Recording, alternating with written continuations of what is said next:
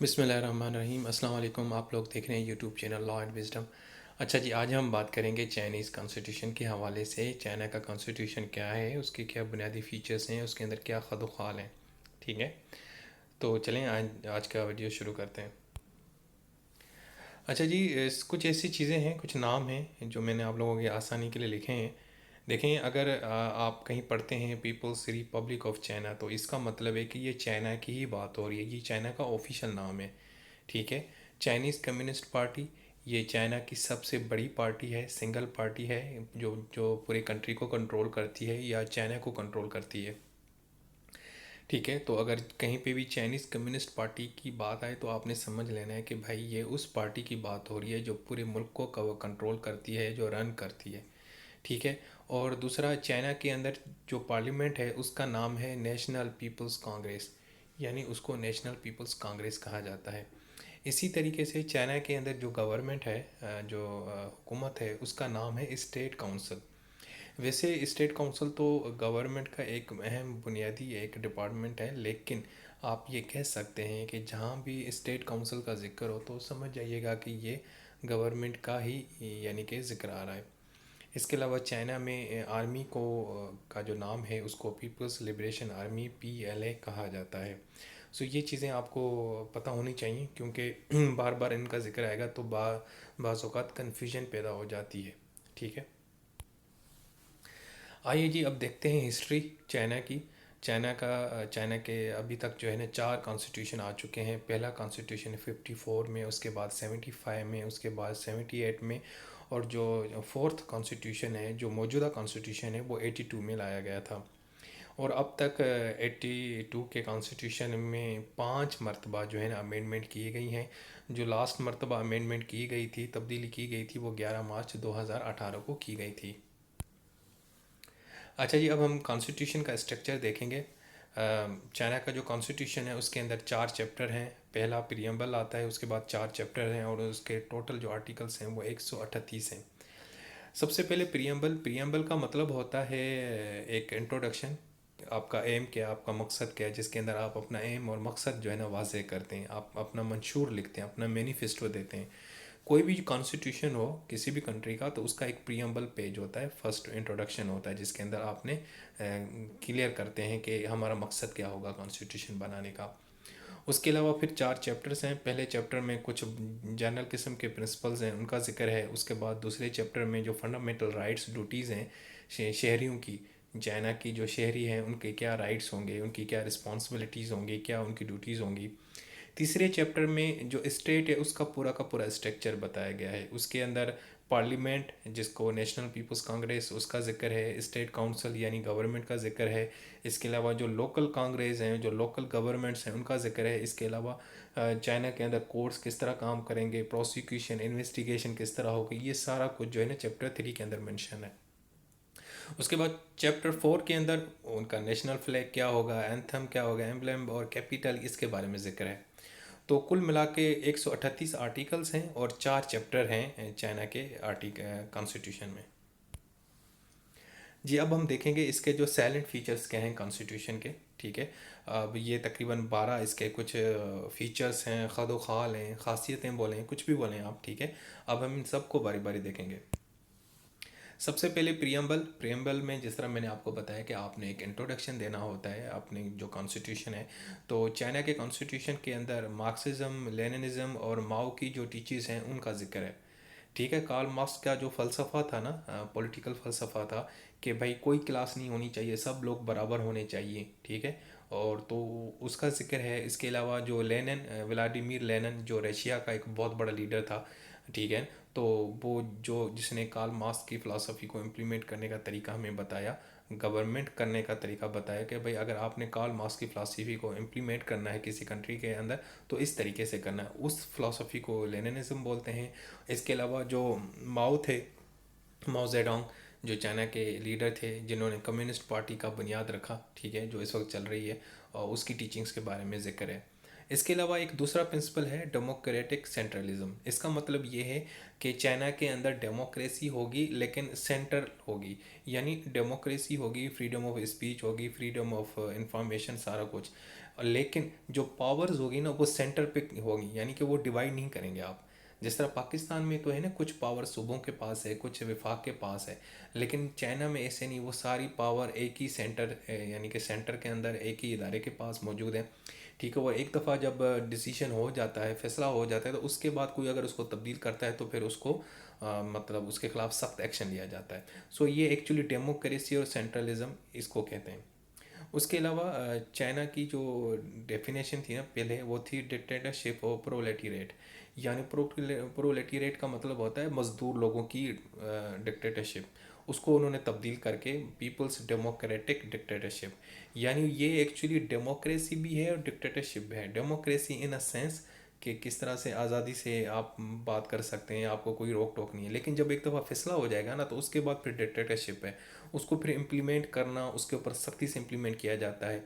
ऐसे नहीं होता, मतलब कानून बनाने के लिए आपको आज़ादी है, लेकिन जब कानून बन गया तो उसके बाद फिर भाई किसी की नहीं सुनी जाएगी। ठीक है, इसके अलावा प्रियम्बल के अंदर ये भी लिखा हुआ है कि जो ताइवान है वो चाइना का एक इंटीग्रल पार्ट है। ठीक है, हालांकि आपको पता है कि चाइना और ताइवान का एक बड़ा इशू चल रहा है। चाइना उसको अपना एक हिस्सा समझता है, लेकिन ताइवान के लोग कहते हैं कि नहीं, ये हमारी एक अलग पहचान है। खैर, ये एक अलग डिबेट है, इस पर हम कभी बात करेंगे। अच्छा जी, इसके अलावा प्रियम्बल के अंदर 5 पॉइंट्स हैं। नंबर 1, पहले ये है कि रेस्पेक्ट करनी है आपने, यानी कि दूसरी जो कौमें हैं, नेशंस हैं, उनकी जो इंटीग्रिटी है उनको रेस्पेक्ट देना है, उनकी बाउंड्रीज़ उनको रेस्पेक्ट देना है। किसी के मुल्क के अंदर घुस नहीं जाना। ठीक है, एग्रेशन नहीं करनी, आपने गुस्सा नहीं दिखाना, किसी किसी के खिलाफ ताकत का इस्तेमाल नहीं करना। ठीक है, दूसरों कंट्रीज़ के अंदर जो उनके अंदरूनी मामलात के अंदर इंटरफेयर नहीं करना।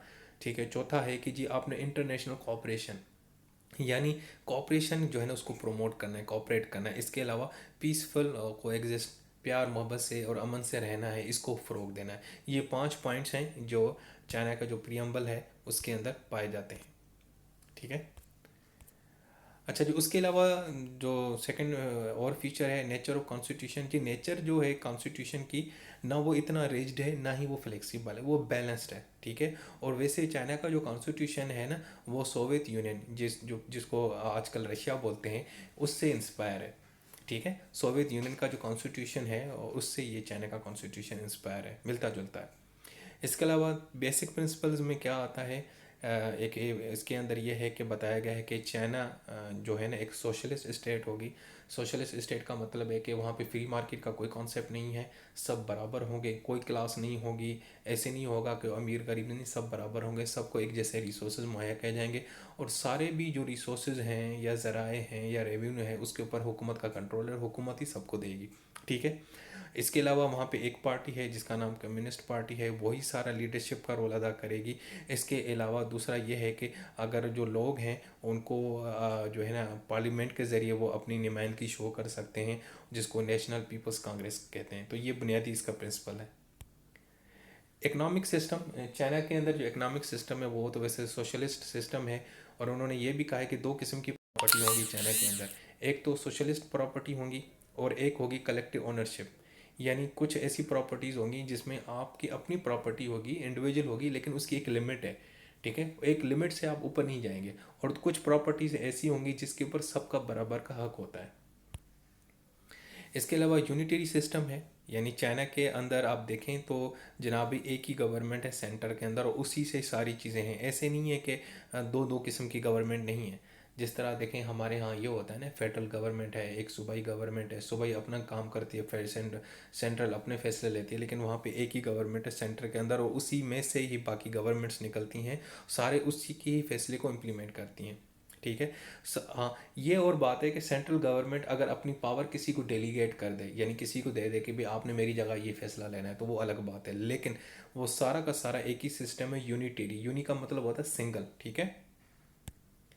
इसके अलावा डेमोक्रेटिक सेंट्रलिज्म, मैंने आपको जिस तरह बताया कि ये जो कॉन्सेप्ट है ये एक्चुअली डेमोक्रेसी और डिक्टेटरशिप का एक ख़ास, यानी कि एक आप समझें कि मिक्सचर है। डेमोक्रेसी होगी, फैसले लेने से पहले आपसे बात की जाएगी, आपसे पूछा जाएगी, आपसे राय दी जाएगी, आपके साथ कोई ज़बरदस्ती नहीं की जाएगी, लेकिन एक दफ़ा जब फैसला लिया जाएगा ना, तो उसके बाद उसको फिर डंडे से या ताकत के ज़रिए इम्प्लीमेंट करवाया जाएगा, जिसको डेमोक्रेटिक सेंट्रलिज्म बोलते हैं। ये भी एक बुनियादी फ़ीचर है, और ये भी इन्होंने फ़ीचर जो था ना वो सोवियत यूनियन से बाय किया था। इसके अलावा वन पार्टी सिस्टम है, वहाँ पे एक ही पार्टी कम्युनिस्ट पार्टी जिसके पास बड़ी पावर्स हैं, ठीक है, सारी चीज़ें उसी से यानी कि निकलती हैं। और आपको पता है कि वहाँ की जो पार्लियामेंट है उसमें भी तकरीबन सारे के सारे जो है ना कम्युनिस्ट पार्टी के ही लोग बैठे हैं। जब एक ही पार्टी है तो सारी बातें सारे लोग भी उसी पार्टी के हैं, ठीक है। और ये सारे मामलात हैं, जो पार्टी जो फैसला करती है वही हुकूमत का फैसला होता है और वही चाइना के ऊपर इम्प्लीमेंट होता है। लेजिस्लेटिव ब्रांच कानून साजी के लिए वहाँ पे पार्लियामेंट है जिसका नाम है नेशनल पीपल्स कांग्रेस। उसका काम है कि वो कानून साजी करती है। जब कानून साजी बन जाती है तो उस कानून को इम्प्लीमेंट कराने का जो काम है वो है स्टेट काउंसिल का, यानी हुकूमत का, जिसको स्टेट काउंसिल बोलते हैं, और स्टेट काउंसिल उसको इम्प्लीमेंट करती है, ठीक है। नेचर ऑफ एग्जेक्टिव, वहाँ पे जनाब स्टेट काउंसिल ही सारा एक एक इदारा जो है गवर्नमेंट का, वो चीफ एग्जेक्टिव आर्गन है गवर्नमेंट का, उसका हेड प्राइम मिनिस्टर है, फिर वहाँ के मेंबर्स हैं, ये सारा कुछ होता है। और साथ साथ वहाँ का जो प्रेसिडेंट है उसका भी एक जो है ना अहम रोल है, ठीक है। 5 साल के लिए इम्प्लीमेंट होता है, उसको वहाँ की जो कांग्रेस है, वहाँ की पार्लियामेंट करती है, और उसकी भी एक बड़ी पोजीशन है एडमिनिस्ट्रेशन सेटअप के अंदर। लेकिन ये एक चीज़ है कि वहाँ के कॉन्स्टिट्यूशन में ये अभी तक कहीं पे वाज़े नहीं लिखा हुआ कि कहाँ पे प्राइम मिनिस्टर ने अपना रोल प्ले करना है, कहाँ पे प्रेसिडेंट ने करना है। लेकिन ज़्यादातर प्रेसिडेंट का ही असर रसूख चलता है एडमिनिस्ट्रेशन के मामलात में, ठीक है। जुडिशरी, वहाँ पे जी चाइना के अंदर जो है ना, क्योंकि वैसे एक कोडिफाई सिस्टम नहीं है जिस तरह पाकिस्तान के अंदर है, सो ज़्यादातर जो मामलात होते हैं वो कोसाई जुडिशल इंस्टीट्यूशन के ज़रिए होते हैं, वो वहाँ के इदारे ही इंस्टीट्यूशन लेते हैं, ठीक है। वहाँ पे कोई प्रॉपर कोडिफाइड लॉज नहीं है। जो कन्वेंशंस हैं, जो एक सोर्स ऑफ लॉ होता है कन्वेंशंस के अंदर, उसके ऊपर ज़्यादा डिपेंड करते हैं। कोई कोडिफाई नहीं है कन्वेंशंस, यानी जो आपने एक एग्रीमेंट किए हुए हैं उसी के तहत ही सारी सज़ाएँ दी जाती हैं। इसके अलावा आर्टिकल 33 और 56 में वाज़े तौर पे जो चाइना के अंदर जो लोग सिटीजन्स हैं उसके राइट्स और ड्यूटीज़ के बारे में बताया गया है। उनको उन्होंने देखें 18 साल से ऊपर जो होगा उसको वोट करने का हक हासिल है, आपको इलेक्शन लड़ाया जाएगा, आपकी secrecy, freedom of expression, freedom of join, ये सारे किस्म के फंडामेंटल राइट्स उनको दिए गए हैं, ठीक है। और इसके अलावा गवर्नमेंट के ऊपर ये ऑब्लिगेशन भी है, गवर्नमेंट भी जिम्मेदार है कि जब कोई भी एक शख्स आपका सिटीज़न है तो आपने उसकी सिक्योरिटी देनी है, उसको इलीगल कैद नहीं रखना, उसको एजुकेशन देनी है, उसको कल्चर फ्रीडम देनी है, उसको मज़हब की फ्रीडम देनी है। ये सारा कुछ rights and obligation, fundamental rights जो तकरीबन हर मुल्क के अंदर दिए जाते हैं वो यहाँ पे मेंशन है। लेकिन ऑब्लिगेशंस हैं यहाँ पे, वो ज़्यादा सख्त हैं ऑब्लिगेशन, जो दूसरे कंट्रीज़ के अंदर नज़र नहीं आती। कि चाइना का सिटीज़न जब एक दफ़ा वो एक ओथ ले लेता है तो उसके बाद वो बाउंड हो जाता है कि उसने हुकूमत को सपोर्ट करना है, हुकूमत की लीडरशिप की रेस्पेक्ट करनी है, क्रिटिसिज्म नहीं करना, ठीक है। उसने ऐसा कोई काम नहीं करना जो हुकूमत के ख़िलाफ़ होगा, और अगर हुकूमत को जब भी उसकी ज़रूरत होगी तो वो उनकी मदद करेगा। अगर जंग लड़ी जाती है तो वो आर्मी भी उसने ज्वाइन करनी है, मतलब फुल सपोर्ट हुकूमत की करनी है, हर लिहाज से कोई क्रिटिसिज्म बर्दाश्त नहीं किया जाएगा।